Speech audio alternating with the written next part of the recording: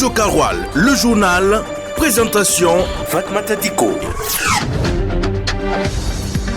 Au sommaire de ce Midi Info, le président du Faso était le jeudi dans le plateau central. Inauguration, échange ont ponctué dans le séjour. Le procureur du Faso ouvre une enquête après la propagation sur les réseaux sociaux de messages d'appel à l'extermination de personnes d'une communauté.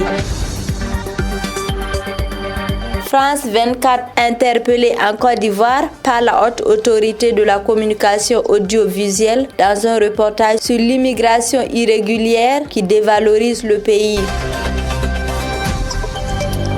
Voilà pour les grandes articulations de ce Midi Info. Bonjour à tous et merci de nous suivre à chaque instant. Bon Juma à tous. Et pour commencer, le président du Faso, le capitaine Ibrahim Traoré, a eu des échanges directs avec les forces vives de la région du plateau central. Le jeudi, lors de sa visite, il a aussi accordé des audiences à une délégation de la chefferie coutumière et aux autorités administratives. L'essentiel du séjour présidentiel avec Cheikh Yannick Somé.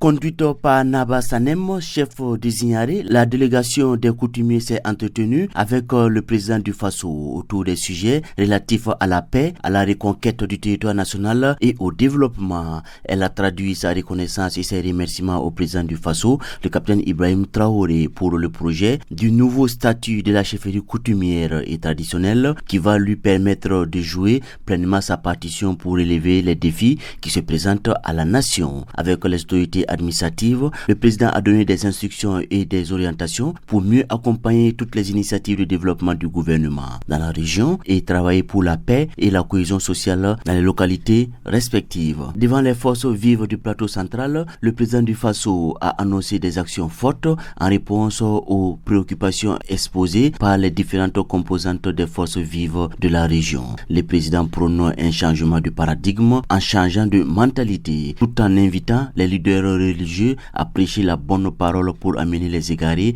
à déposer les armes. Le capitaine a aussi invité les populations à se départir de certains médias dits internationaux qui diffusent des informations de manipulation pour diviser et mieux régner. Le capitaine dans ses propos n'a pas épargné les opérateurs économiques à qui il demande de réaliser de grands chantiers pour le développement du Burkina Faso en s'unissant. C'est à Zignaré que le capitaine Ibrahim Traoré a annoncé le paiement de la dette intérieure. Il appelle les banques à mettre à la disposition de l'État les 25% sur les dépôts à terme faits par les sociétés d'État afin de permettre le paiement de la dette intérieure. Elles ont cependant jusqu'au 31 mars 2025 pour s'exécuter. Dans le plateau central, dans la commune de Zignaré, à Luango, une cimenterie a vu le jour le jeudi 20 mars 2025, inaugurée par le président du Faso, le capitaine Ibrahim Traoré, nommé la société industrielle Sino-Burkina de ciment SA Sisinob. Cette usine financée à hauteur de 26 milliards 61 millions de francs CFA marque une avancée significative dans le processus d'industrialisation du Burkina Faso. Des précisions avec Diakondi Tendano. D'un coût de 26 milliards 61 millions de francs CFA, cette usine est une filiale du groupe Créole International d'MCC, basée à Dubaï aux Émirats Arabes Unis. Elle a pour but de renforcer la production locale de ciment et de réduire la dépendance aux importations. Avec une capacité de production de 2000 tonnes de ciment par jour, soit 750 000 tonnes par an, extensible à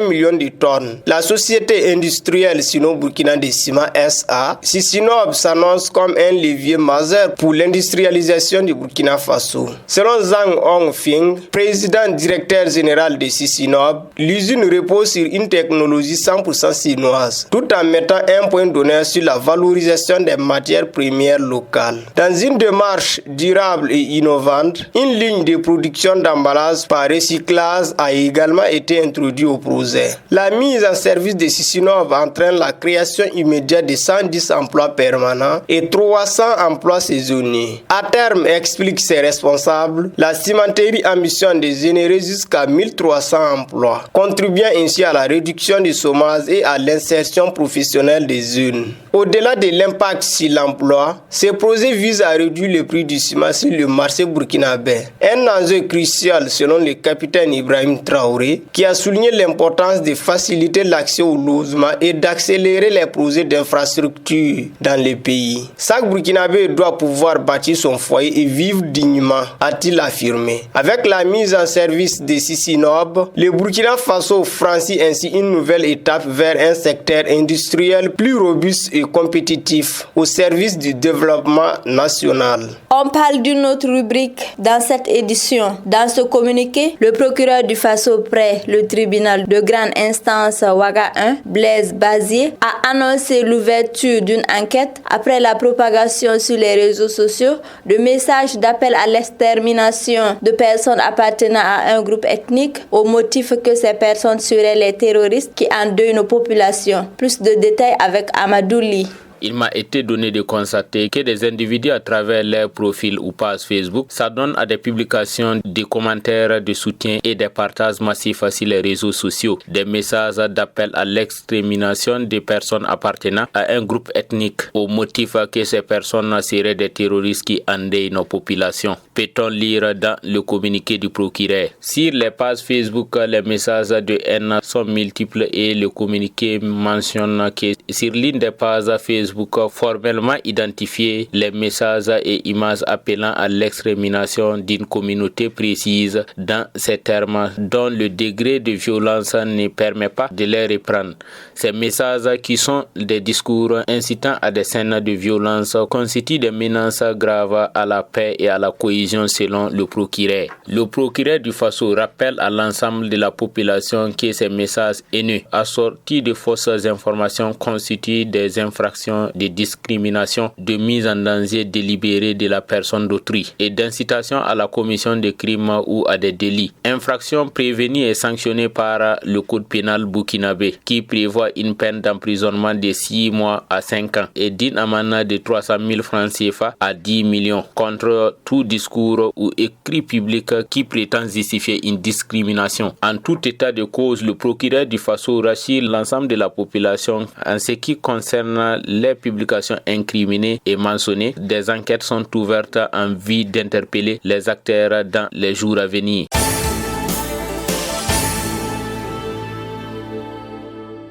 La page internationale nous amène en Côte d'Ivoire. La haute autorité de la communication audiovisuelle HACA a adressé le 19 mars 2025 un avertissement à la chaîne de télévision française France 24 suite à la diffusion d'un reportage intitulé Le tabou de l'immigration irrégulière diffusé le 11 mars dernier. Cette chaîne est reprochée d'avoir présenté une image biaisée de la situation économique et migratoire de la Côte d'Ivoire. Le développement de cette information avec Mamoudou Diallo. Suite à la diffusion du reportage intitulé Le tabou de l'immigration irrégulière, réalisé par la journaliste Charlotte Boiteux, la haute autorité de la communication audiovisuelle HACA a estimé que ce reportage présente une approche simpliste et tendancieuse de la question immigratoire en Côte d'Ivoire et comporte plusieurs contre-vérités absolues. Il lui a reproché d'avoir affirmé que les retombées de la croissance économique de la Côte d'Ivoire ne profitent qu'à une petite partie de la population ivoirienne. La HACA considère cette assertion comme une contre-vérité absolue, tout en contestant aussi la déclaration selon laquelle 80% de l'économie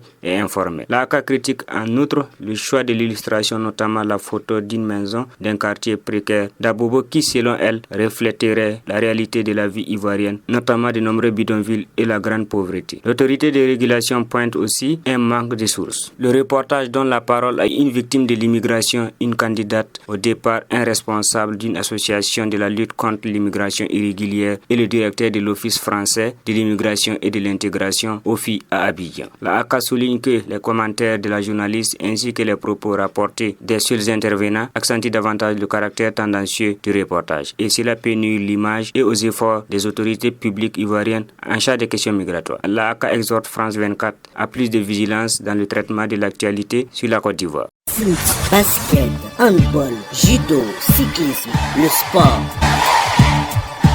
Pour mettre fin à ce Midi Info, on parle de football. Le Burkina reçoit Djibouti ce vendredi 21 mars à El Jadida au Maroc pour la 5e journée des éliminatoires de la Coupe du Monde 2026. Le match entre le Burkina Faso et Djibouti se jouera au stade Ben Ahmed El Abdi d'El Jadida au Maroc.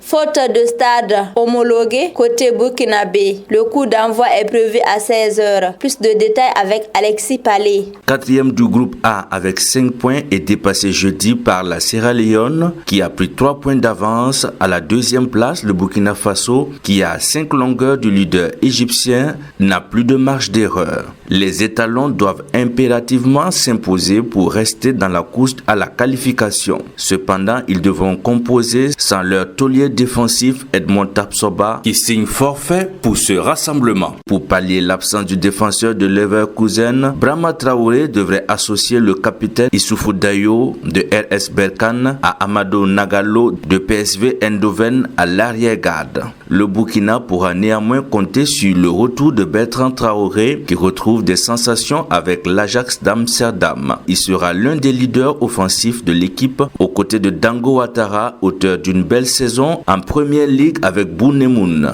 Du côté des nouveaux, pas encore d'Alba Lafont de Nantes, mais 3 binationaux qui découvriront l'écurie. Mohamed Zougrana de Mac Alger, Cyriac Irié de Troyes et Arsène Kouassi d'Ajaccio.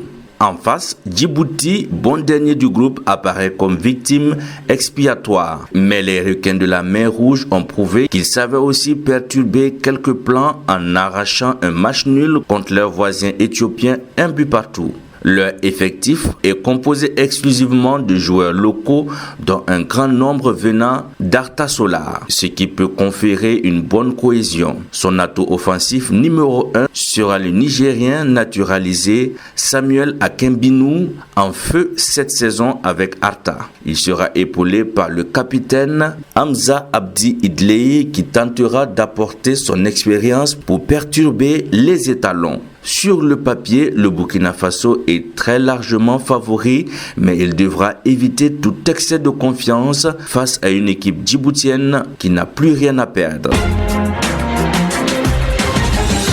Radio Karoual, le journal, présentation Fatmata Diko. Point final pour cette édition. Merci de l'avoir suivi. Manipulation technique, c'était Mamoudou Diallo. L'art suprême de la guerre consiste à vaincre l'ennemi sans combattre. Ne cessez jamais de vous battre jusqu'à ce que vous atteigniez votre destination, c'est-à-dire votre moi unique. Ayez un but dans la vie, acquérez continuellement des connaissances, travaillez dur et persévérez pour réaliser la grande vie. L'info continue sur la radio Kaoural.